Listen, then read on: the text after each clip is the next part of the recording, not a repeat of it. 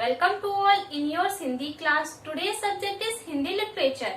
Students, Hindi literature में previous class में मैंने आपको पार्ट 2 चतुर कौन इस पार्ट को पढ़ाया था और यह हमारा सब्जेक्ट इनरिचमेंट का पार्ट था। आज का पार्ट है हमारा पार्ट 5 कौन सही और यह हमारा एक्टिविटी का पार्ट है।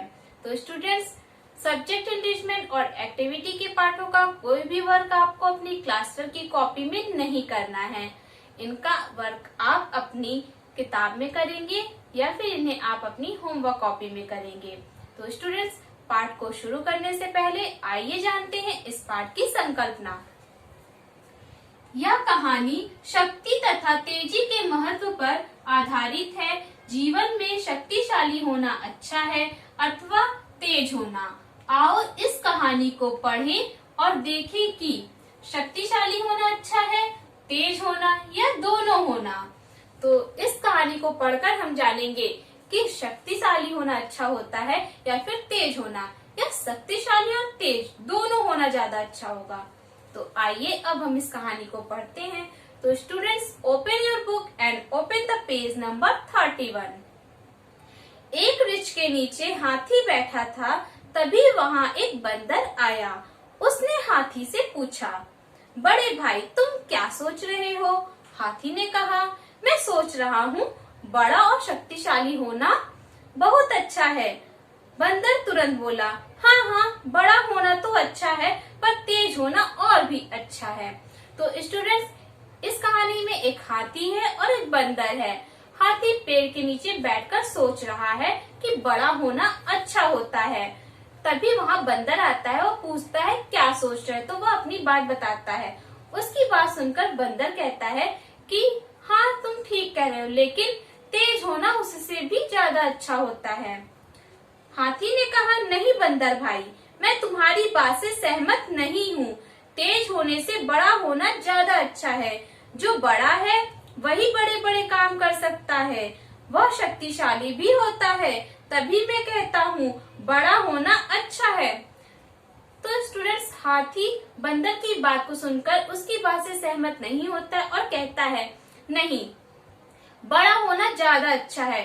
जो बड़ा होता है वही बड़े काम कर सकता है और वह शक्तिशाली भी होता है। इसके आगे बंदर क्या कहता है? बंदर ने कहा, नहीं, जो तेज होता है वह सब काम जल्दी जल्दी कर सकता है। जो बड़ा होता है वह ना तो जल्दी जल्दी काम कर सकता है और न शीघ्रता से चल ही सकता है। तभी तो तेज होना बड़ा होने से ज्यादा अच्छा है। नहीं, ऐसा नहीं है, बड़ा होना तेज होने से अच्छा है, हाथी बोला। दोनों में काफी समय तक बहस होती रही पर कोई निर्णय नहीं हो पाया। तो स्टूडेंट्स, हाथी की बात को सुनकर बंदर ने फिर से कहा, नहीं, तेज होना ज्यादा अच्छा है। जो तेज होता है वह जल्दी जल्दी कार्य कर सकता है, वह जल्दी जल्दी चल सकता है।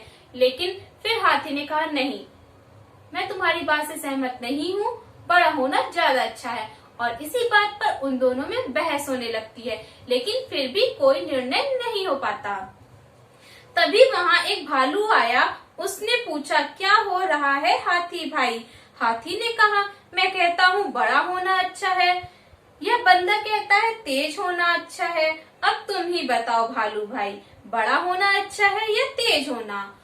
तो स्टूडेंट्स, उन दोनों में बहस होती रहती है। उसी समय वहाँ पर एक भालू आता है और वह पूछता है हाथी से। तब हाथी उसे सारी बात बताता है। फिर पूछता है कि आप ही बताइए कि बड़ा होना अच्छा है अथवा तेज होना। आइए जानते हैं भालू ने क्या उत्तर दिया।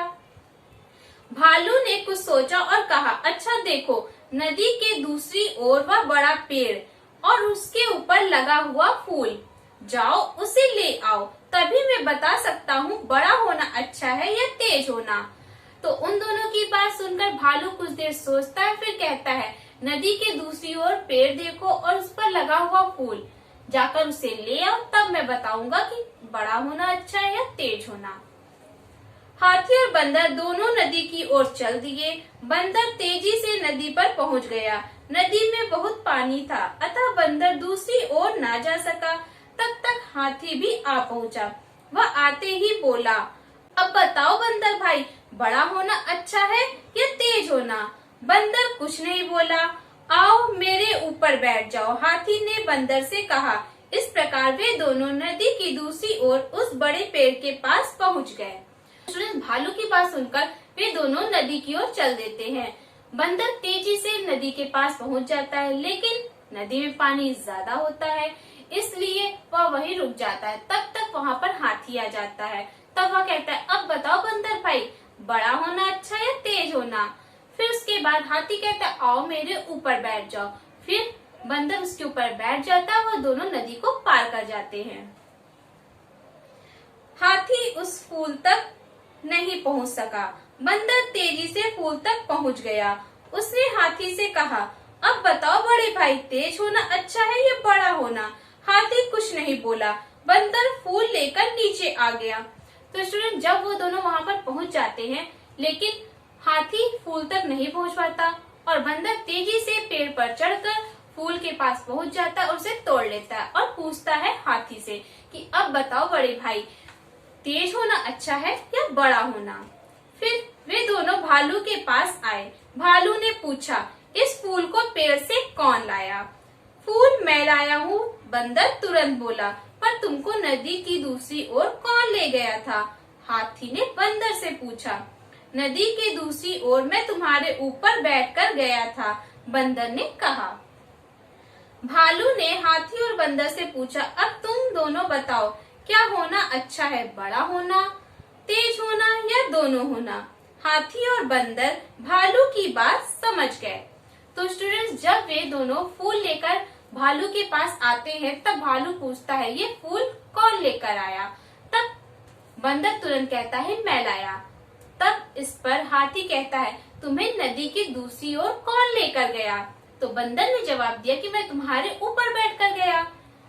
तो भालू कहता है, अब तुम दोनों ही बताओ कि बड़ा होना अच्छा है, तेज होना अच्छा है या दोनों होना अच्छा है?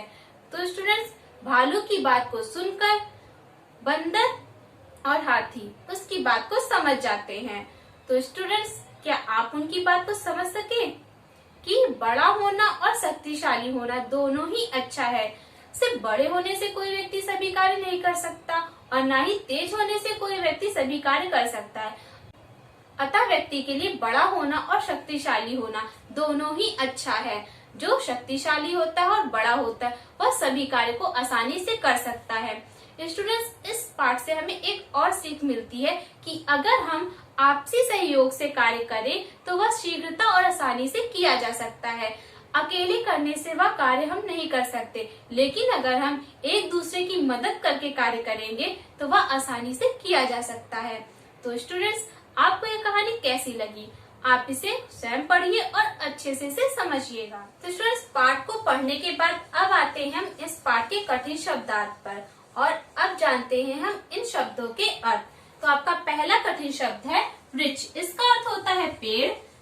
सहमत, सहमत का अर्थ होता है किसी बात को मानना। निर्णय, इसका अर्थ होता है फैसला। शक्तिशाली, इसका अर्थ होता है ताकतवर। शीघ्रता, इसका अर्थ होता है जल्दी से। तुरंत, तुरंत का अर्थ होता है उसी समय। तो स्टूडेंट्स, शब्द अर्थ को जानने के बाद अब आते हैं हम इस पाठ के अभ्यास प्रश्न पर। तो students, open the page number 35। Page number 35 पर आपका पहला अभ्यास प्रश्न है बहुविकल्पीय प्रश्न। इसमें पहला प्रश्न है, हाथी कैसा होना ज्यादा अच्छा समझता था? बड़ा होना, शक्तिशाली होना, का और खा दोनों, या फिर घ तेज? तो इसका राइट आंसर होगा आपका गा, का और खा दोनों। हाथी बड़ा और शक्तिशाली होना दोनों अच्छा समझता है। इसके बाद नेक्स्ट है दूसरा, बंदर क्या होना ज्यादा सही समझता था? बड़ा होना, चालाक होना, तेज होना, लचीला होना? तो इसका राइट आंसर होगा आपका गा, तेज होना। इसके बाद नेक्स्ट है आपका तीसरा प्रश्न, बंदर और हाथी के बीच मध्यस्थता करने कौन आया? शेर, लोमड़ी, कुत्ता, भालू? तो उनके बीच मध्यस्थता करने के लिए कौन आया था? भालू आया था। तो राइट आंसर आपका क्या होगा? घा। इसके बाद नेक्स्ट है आपका चौथा प्रश्न, बंदर नदी के पार कैसे पहुंचा? तैरकर, छलांग लगाकर, हाथी की पीठ पर, या फिर पेड़ों के सहारे? तो इसका राइट आंसर होगा आपका गा, हाथी की पीठ पर। इसके बाद नेक्स्ट है आपका पांचवा प्रश्न, पेड़ से फूल किसने तोड़ा? हाथी, बंदर, भालू या फिर कोई नहीं। तो इसका राइट आंसर क्या होगा हमारा? खा, बंदर। पेड़ से फूल बंदर ने तोड़ा। नेक्स्ट है आपका छठा, इस कहानी के अनुसार क्या होना ज्यादा अच्छा है? बड़ा होना, तेज होना, बड़ा और तेज होना या फिर केवल बड़ा होना। तो इसका राइट आंसर क्या होगा? गा, बड़ा होना और तेज होना दोनों ही ज्यादा अच्छा है। तो स्टूडेंट्स, आपको इन बहुविकल्पीय प्रश्नों के उत्तर अपनी किताब में करना है। यह आपका आज का क्लास वर्क है, तो इन्हें आप अपनी किताब में टिक करेंगे और उसे क्लास वर्क में सेंड करेंगे। तो स्टूडेंट्स, क्लास वर्क के बाद अब आते हैं हम होमवर्क पर। होमवर्क में आपको इन सभी कठिन शब्दार्थों को याद करना है और उन्हें आपको अपनी होमवर्क कॉपी में राइट करना है। इसके साथ ही आपको इन कठिन शब्दों के वाक्य प्रयोग भी करने हैं। तो वाक्य प्रयोग करना और इन कठिन शब्दार्थों को याद करके अपनी होमवर्क कॉपी में राइट करना, यह आपका आज का होमवर्क है। क्लास वर्क में आपको बहुविकल्पीय प्रश्न करने हैं, होमवर्क में आपको कठिन शब्दार्थ करना है और इनका वाक्य प्रयोग करना है। इसके नेक्स्ट क्लास में हम लोग इस पाठ के आगे के अभ्यास प्रश्नों को जानेंगे।